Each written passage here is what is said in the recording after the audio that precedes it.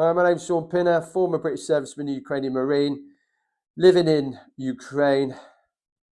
Well, some guests, some followers told me I should call this Pissed Off with Pinner, or 10 minutes of Pinner's patter, which I think is a good episode to call it.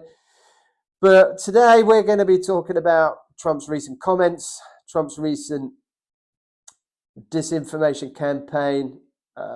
This is something he's been doing continuously, spouting Russian narrative. This isn't about sorting a peace deal. There is no peace deal as far as I'm concerned. I've always been a skeptic of Trump. I've always been negative about Trump. Certainly negative over the last couple of weeks with Shitkov's visit to Moscow. But we're going to be a bit more about that in this 10 minutes. And we're going to talk all things Trump.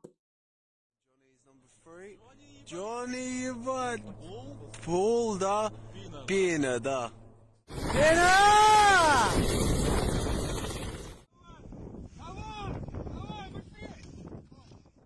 It's Ukraine's territory. Ukraine should be trying to win it back as far as I'm concerned. Dnipro has really succumbed to attacks over the last several months, mainly from Shahed drones that come across in a skirmish sort of formation or in a full-blown attack like I recorded on my YouTube channel recently. What we have also is an upsurge on the front lines of casualties with a degree of information that I'm talking to soldiers about, new information, changes of tactics, Russian shortage of artillery shells, the more reliance on drones, and also the increase in chemical attacks on the front lines using such agents as chloropicrine, which is banned by the Geneva Convention. So this ceasefire hasn't materialized. It's not changed even the day it was introduced. So the expectation that Putin is actually wanting peace is not there. Even if a peace deal is agreed and the guns stop firing, there will not be a peace deal because Russia's clandestine units, the FSB, will still be trying to undermine the political system in Ukraine. So that's not really changed. And now you've got escalations across the world because of Trump's indecisions. So what we see in Ukraine is reflecting across the world. Trump's indecisions, his tariffs on, tariffs off, tariffs on, tariffs off, his total capitulation in negotiations with Russia, and also his tariffs on China and his rhetoric towards China and his allies have seen the world a much more dangerous place. So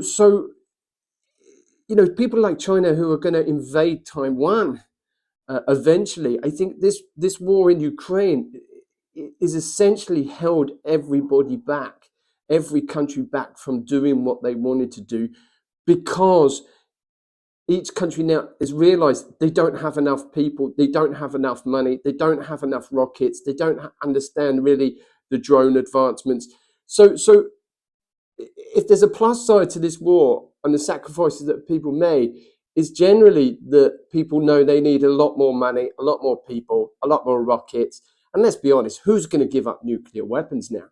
You've got Iran on the cusp of developing nuclear weapons.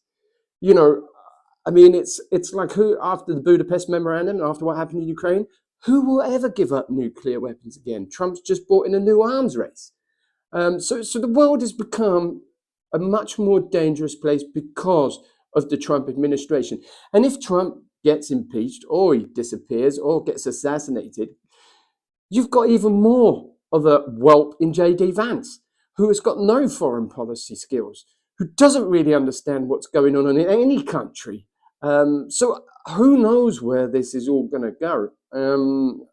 As far as I'm concerned, what's happening in Ukraine is just a reflection of what's going on in the rest of the world, and it's so linked. Personally, I think we're in World War III. I just don't think anybody declares war anymore.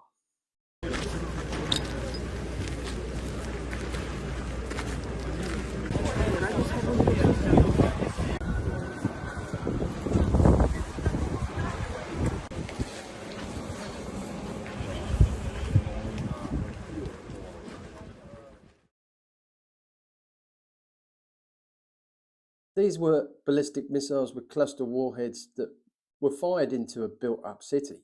I mean, there's no getting away with it. This was designed to do maximum damage. This was a double tap, so it wasn't one mistake, it was two, according to Trump. It's got some serious questions. I mean, we've always had serious questions. I'm not a big Trump fan, but I mean, his answers are solely pro-Russian. Even Witkoff's analysis when he came back from Russia was to give everything Putin wanted. Even a blast he doesn't even occupy in 3 years, over 3 years of fighting, he hasn't actually taken one full blast. He either doesn't want peace. I mean, you can ask anybody in Ukraine. He does not want peace.